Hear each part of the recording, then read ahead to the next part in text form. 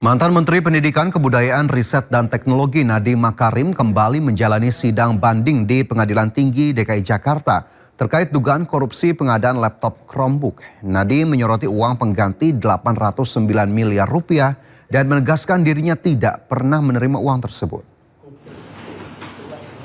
Dalam sidang banding, pihak Nadiem menghadirkan dua saksi dari pihak Gotoh, Andre Sulistyo dan Adesti, untuk kembali membuka fakta-fakta yang menurutnya belum dipertimbangkan dalam putusan pengadilan negeri. Nadiem mengklaim transaksi 809 miliar rupiah tersebut tidak pernah masuk ke rekeningnya dan seluruh dana telah kembali ke rekening PT AKB. Nadiem juga membantah adanya hubungan antara transaksi 809 miliar dengan kebijakan pengadaan laptop Chromebook termasuk dengan pihak Google. Menurutnya pemberian uang pengganti tidak sesuai dengan pertimbangan putusan pengadilan negeri yang menyebut tidak ada unsur memperkaya diri. Nadiem turut menyinggung perkara IBAM yang juga terkait kasus pengadaan laptop Chromebook dan Windows yang mana menurutnya IBAM tidak pernah menerima aliran dana. Bahwa 809 miliar itu tidak sepeser pun saya terima. Bahkan saya tidak mengetahui mengenai transaksi 809 miliar itu karena memang semua sudah dikuasakan kepada Gotoh, semua urusan korporasi. Bukan hanya tidak menerima sepeser uang pun, uang itu seutuhnya balik ke rekening PT AKAB dan semuanya bukti transfernya sudah ada. Dan yang lebih janggal lagi adalah bahwa transaksi itu tidak ada hubungannya dengan Google, pihak yang dituduh diperkaya oleh kebijakan saya. Jadi bayangkan betapa kejamnya penuntutan dan manipulasi fakta dan hukum di era Jampitsus yang lama.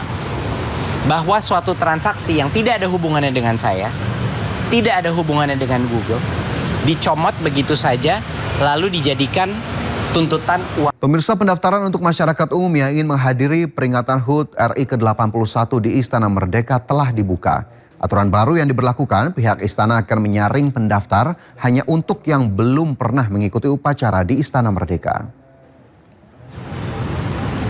Istana Merdeka terus bersolek jelang perayaan Hari Ulang Tahun Republik Indonesia ke-81, 17 Agustus mendatang.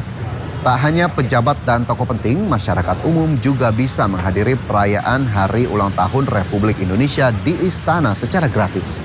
Namun ada aturan baru yang dibuat oleh pihak istana, yakni untuk masyarakat yang belum pernah mengikuti upacara di istana yang diperbolehkan ikut pada tahun ini.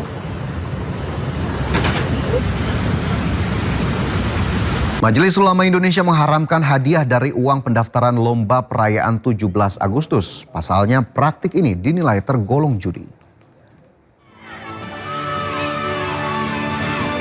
Dikutip dari laman MUI Digital, Wakil Sekretaris Komisi Fatwa MUI Kiai Haji Muiz Ali menegaskan penyelenggaraan lomba perayaan 17 Agustus hukumnya boleh. Kemerdekaan Indonesia wajib disyukuri karena merupakan rahmat, termasuk memeriahkannya melalui perlombaan.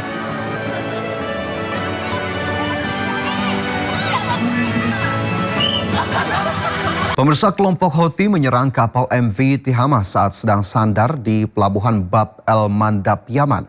3 WNI diduga menjadi korban.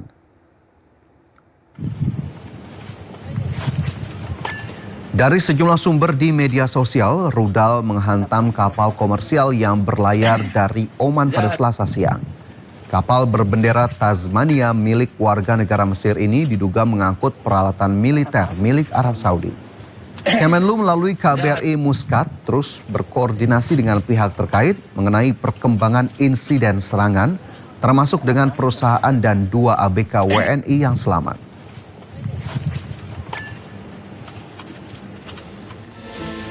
Kementerian Luar Negeri sudah mengeluarkan rilis, 2 ABK WNI terluka sudah mendapatkan perawatan. 1 ABK luka ringan tidak membutuhkan perawatan, sementara 1 ABK lainnya terluka dirawat di rumah sakit. Kapal MV Tihamah membawa 11 ABK terdiri atas 8 ABK warga negara Palestina dan 3 ABK WNI.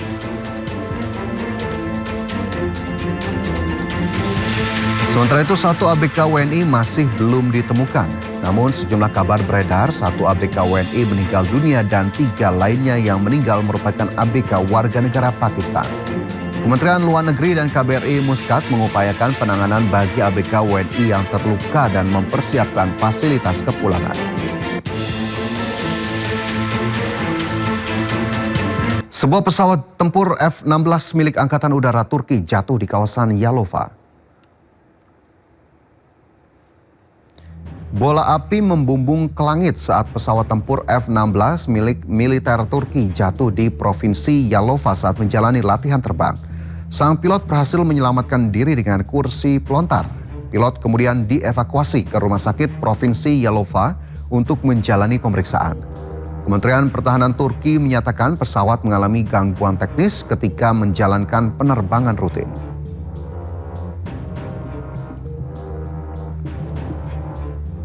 Perselisihan sengketa lahan antara masyarakat 3 kampung di Kecamatan Anak Tuha, Lampung Tengah kembali memanas.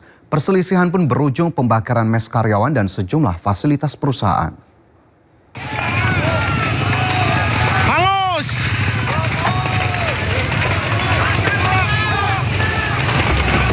Peristiwa pembakaran terjadi di kawasan perkebunan PT Bumi Sentosa Abadi atau BSA di Dusun Sriwaya, Kampung Jati Tuha, Kecamatan Anak Tuha, Lampung Tengah.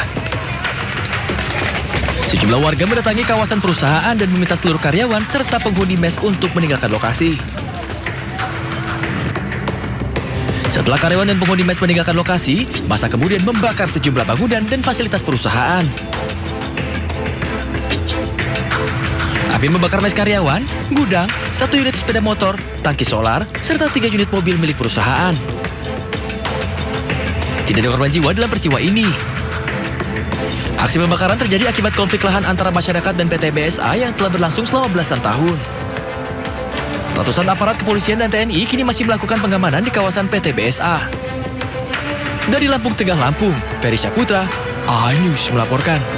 Pemirsa, penumpang kereta gantung di Manizales terpaksa tergantung di ketinggian setelah gempa bumi berkekuatan magnitudo 7,4 menghentikan sistem kereta gantung di Kolombia pada hari Senin. Rekaman video memperlihatkan para penumpang terdampar di dalam kabin, di mana beberapa di antaranya menangis dan berdoa sambil melihat ke arah kabin kereta gantung lain yang terhenti, serta struktur bangunan yang rusak di bawahnya. Sementara itu, operator terdengar mengimbau mereka untuk tetap tenang. Seluruh penumpang di seluruh jaringan sistem berhasil dievakuasi tanpa ada korban luka. Yo creo que la energía también debe estar.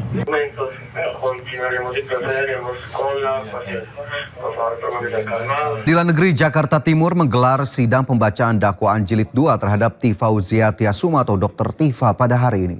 Namun terdakwa Dr. Tifa tidak hadir dalam persidangan sehingga sidang kembali ditunda 2 minggu ke depan. Pada sidang sebelumnya, majelis hakim telah mengabulkan eksepsi terdakwa Tifauzia Tiasuma atau Dr. Tifa. Perkara Dr. Tifa kembali diperiksa oleh majelis hakim yang sebelumnya menangani perkara yang sama, yakni Christina Endarwati sebagai ketua majelis dengan hakim anggota Rudi Rafli Siregar dan Matilda Christina Katarina. Sidang dimulai tepat pukul 9:03 waktu Indonesia Barat dan hanya berlangsung sekitar 7 menit dikarenakan pihak terdakwa Dr. Tifa belum hadir pada saat sidang pembacaan dakwaan hari ini.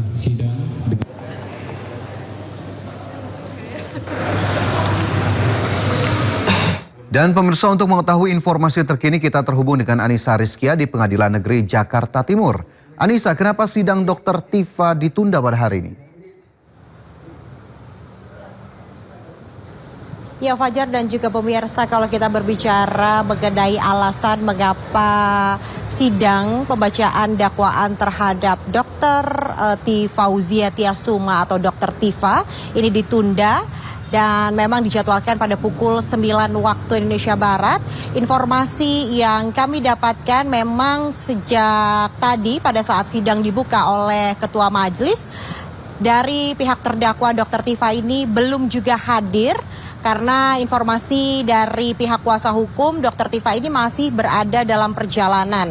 Dan tentunya ini menjadi alasan dari pihak Ketua Majelis akhirnya menentukan bahwasannya sidang hari ini yang rencananya akan digelar ini ditunda selama 2 minggu ke depan dan akan dilaksanakan kembali pada tanggal 27 Agustus mendatang di lokasi yang sama, yakni di Pengadilan Negeri Jakarta Timur.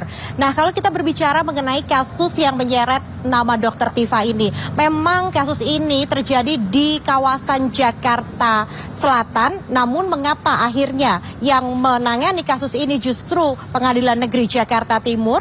Sidang pembacaan dakwaan kasus dugaan pencemaran nama baik yang melibatkan Dr. Tifa ini memang saat ini ditangani oleh Pengadilan Negeri Jakarta Timur karena jaksa penuntut umum ini melimpahkan berkas perkara tersebut ke Pengadilan Wilayah Hukum berdasarkan lokus atau penunjukan pelimpahan administrasi hukum penuntut umum, Fajar.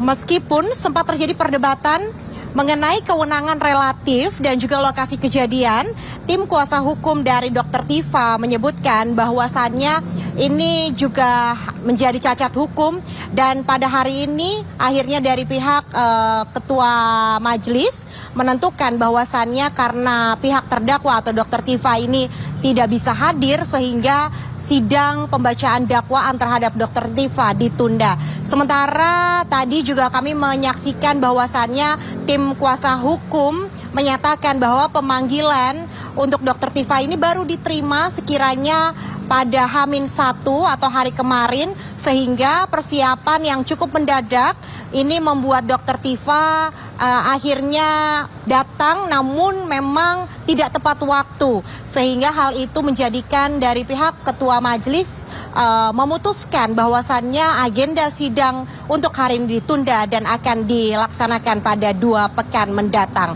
Untuk sementara saya kembalikan kepada Fajar yang ada di studio. Baik, terima kasih laporannya Anissa Rizkia langsung dari Pengadilan Negeri Jakarta Timur. Selamat bertugas kembali. Pemirsa, Joko Widodo merespon langkah Dr. Tifa yang mengajukan pra-peradilan dalam perkara tudingan ijazah palsu miliknya. Jokowi meminta Dr. Tifa untuk mengikuti pokok perkara agar kasus ijazah dirinya segera tuntas. Presiden ke-7 Indonesia Joko Widodo pertanyakan alasan Dr. Tifa dalam mengajukan pra-peradilan kasus tudingan ijazah palsu miliknya. Jokowi menyebut jika Dr. Tifa yakin ijazahnya palsu, maka sebaiknya segera dibuktikan di persidangan pokok perkara. Jokowi juga lagi-lagi menegaskan siap hadir di persidangan dengan membawa seluruh dokumen akademik miliknya termasuk ijazah.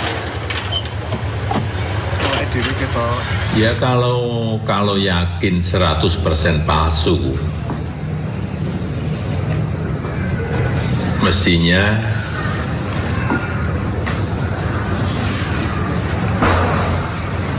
masuk ke pokok perkara di persidangan itu diikuti, tidak malah pra-peradilan. Biar perkara ini segera selesai, masalah ini bisa segera selesai. Kalau untuk sidang rencana besok dari Pak Jokowi seperti apa, Pak? Kalau siap hadir, kalau hadir, kan sudah saya sampaikan saya akan hadir membawa ijazah SD, SMP, SMA dan nanti yang S1 yang sekarang di Kejaksaan semuanya akan kita tunjukkan.